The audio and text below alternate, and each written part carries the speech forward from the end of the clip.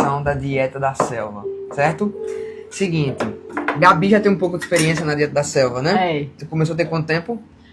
Tem uns 2 meses. Uns 2 meses. Então já sabe o que come, o que não come, já toma café com óleo de coco. Manteiga e canela. Pronto, Grazi que tá começando agora na dieta da selva 100%, né? É, 100%. Pronto, vamos lá.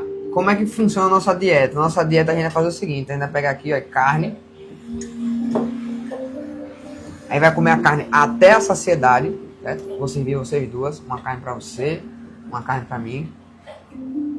Pronto. Agora é o seguinte, essa carne, Começa pela gordura, né? essa carne aqui a gente vai pegar com bastante gordura, que já tem aqui, ó, carne com bastante gordura. Aí vai pegar a carne e vai comer com manteiga. Aí tem aqui a manteiga especial, ó, que é uma manteiga ghee. Daqui a pouco eu explico pra vocês qual é a diferença. É uma manteiga que é clarificada. E aí, ela não tem tanta lactose. Na verdade, tem 0 lactose essa manteiga aqui. Top. Então é excelente pra quem tem